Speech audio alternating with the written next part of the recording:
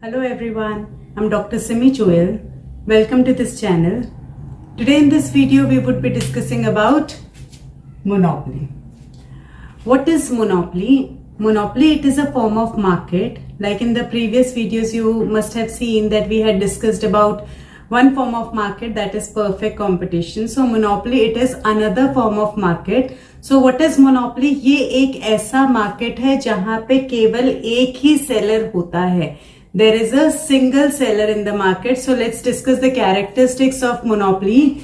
So when we are talking about characteristics of monopoly, the first characteristic is that there is a single seller in the market and there are many buyers. So here this is an important feature, because in the case of perfect competition there were many sellers and many buyers, but here there is only single seller and there are huge number of buyers. Second thing is restricted entry. So when we are talking about restricted entry, what does this mean? It means कि यहाँ पे हर कोई market में enter नहीं कर सकता. अब जब हम कहें हर कोई मार्केट में एंटर नहीं कर सकता, तो अगेन हम लोग परफेक्ट कंपटीशन से कंपेयर करते हैं. परफेक्ट कंपटीशन में क्या था? फ्री एंट्री एंड एग्जिट था, लेकिन यहाँ पे क्या है? रिस्ट्रिक्टेड एंट्री है. अब ये रिस्ट्रिक्टेड एंट्री टेक्निकल रीजंस की वजह से भी हो सकती है, ये रिस्ट्रिक्शंस गवर्नमेंट के थ्रू भी इम्पोज हो सकती है, पेटेंट्स वगैरह, कोई भी ऐसे रीजन हो सकता है जिसकी वजह से रिस्ट्रिक्टेड एंट्री है कि दूसरी फर्म्स जो है वो मार्केट में एंटर नहीं कर पा रही हैं. That is the reason there is only one seller in the market. Monopoly. Mono means single, poly means seller. So that is why we call it as monopoly. That is single seller market, whereby there is single seller and we say that there is restricted entry. So since the entry is restricted, what happens now? There are no close substitutes of the product being made by the monopolist. Monopolist कौन होता है? Monopolist जो seller होता है monopoly market का, उसको हम लोग मोनोपोलिस्ट कहते हैं. और क्योंकि ये सिंगल सेलर है तो ये एक और इम्पॉर्टेंट कैरेक्टरिस्टिक है इसका कि उसके जैसा कोई भी प्रोडक्ट या सर्विस और कोई दूसरी फर्म नहीं प्रोवाइड कर रही, उसके जैसा कोई क्लोज सब्स्टिट्यूट मार्केट में अवेलेबल नहीं है. Next thing is price discrimination, जिसे हम लोग डिस्क्रिमिनेटिंग मोनोपोली भी कहते हैं.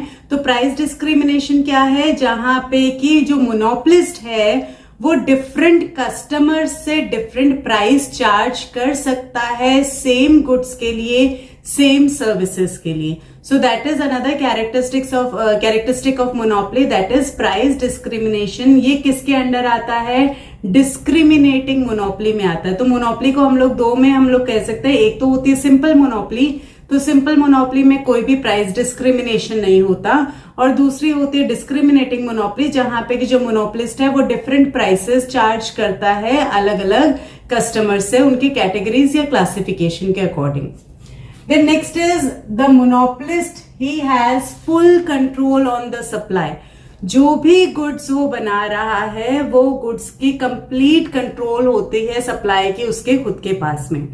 अब यहाँ पे ये इंपॉर्टेंट चीज है कि जब उसके पास में कंप्लीट कंट्रोल है सप्लाई के ऊपर, तो क्या प्राइस के ऊपर भी कंट्रोल है? बिल्कुल है, प्राइस के ऊपर भी कंट्रोल है, क्योंकि सिंगल सेलर है, वो जो मर्जी प्राइस अपने प्रोडक्ट का चार्ज कर सकता है. तो complete control over supply and complete control over price. लेकिन वो अपने हिसाब से अपने अकॉर्डिंग जो यूनिट्स कितनी सेल करनी है वो तय नहीं कर सकता. वो कौन तय करेगा? वो कस्टमर्स तय करेंगे. क्यों? क्योंकि कस्टमर्स जो हैं, हम लोग हमेशा जानते हैं रैशनल कंज्यूमर है, तो अगर प्रोडक्ट का प्राइस हाई होगा तो उनकी डिमांड क्या होगी? लो होगी, और अगर प्राइस लो होगा तो डिमांड हाई होगी. तो ये यहाँ पे मोनोपोलिस्ट दोनों चीजें नहीं चूज कर सकता है कि डिमांड भी अपने अकॉर्डिंग चूज करे और प्राइस भी अपने अकॉर्डिंग चूज करे. अगर वो चाहता है डिमांड ज्यादा हो तो उसको अपना प्राइस कम रखना पड़ेगा, और अगर वो चाहता है कि वो अपने हिसाब से प्राइस रखे तो डिमांड उसकी कम हो जाएगी. दोनों चीजें वो चूज नहीं कर सकता. तो इसलिए मार्केट में इसका जो डिमांड कर्व होता है वो कैसा होता है? Downward sloping demand curve. Demand curve कैसा होता है? Demand curve is downward sloping demand curve. यहाँ पे हम लोग देख रहे हैं this is the demand curve for monopolist या मोनोपोली मार्केट की हम बात करते हैं। डिमांड कर्व जैसे मैंने पहले भी बताया, डिमांड कर्व का मतलब क्या होता है, this is the AR and AR is what, AR is the price. So downward sloping curve, again ये भी, इस पे भी एक मैंने वीडियो बनाया है, आप लोगों ने अगर देखा है तो, अदरवाइज मैं लिंक शेयर कर दूंगी इस वीडियो में एंड में। तो आप लोग ये डिमांड कर्व डाउनवर्ड स्लोपिंग क्यों होता है, उसके कई रीजंस हम लोगों ने डिस्कस किए थे। तो basically the thing is, if the price is high demand would be low, if the price is less demand would be high और मोर।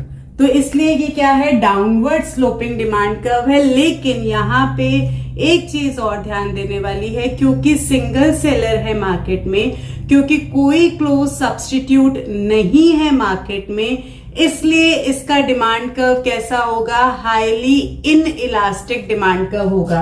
कैसा होगा, highly in elastic demand curve. Highly inelastic क्यों, क्योंकि हाई इलास्टिक कब होता है, जब बहुत सारे सब्स्टिट्यूट्स मार्केट में अवेलेबल होते हैं।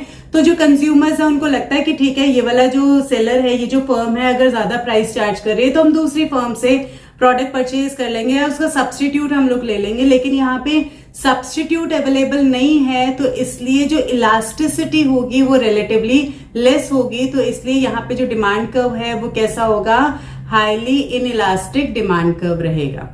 और यहाँ पे एक और चीज है, यहाँ पे firm and industry are same.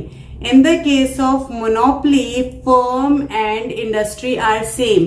Industry क्या होती है और फर्म क्या होता है, एक इंडिविजुअल यूनिट जो होती है उसको हम फर्म कहते हैं, ग्रुप ऑफ फर्म्स को हम क्या कहते हैं, ग्रुप ऑफ फर्म्स को इंडस्ट्री कहते हैं। लेकिन क्योंकि यहाँ पे एक ही सेलर है, तो वही सेलर फर्म है और वही सेलर इंडस्ट्री है। तो in the case of monopoly, firm and industry are same. तो इससे एक और क्या मतलब हुआ, इसका मतलब क्या हुआ, जो मोनोपोलिस्ट है, जो फर्म है, वो क्या है, वो प्राइस मेकर है। क्या है वो प्राइस मेकर है। Unlike perfect competition, perfect competition में फर्म क्या थी, प्राइस टेकर थी। वहां पे इंडस्ट्री प्राइस बनाती थी, यहाँ पे फर्म और इंडस्ट्री एक ही है, तो फर्म क्या है, प्राइस मेकर है।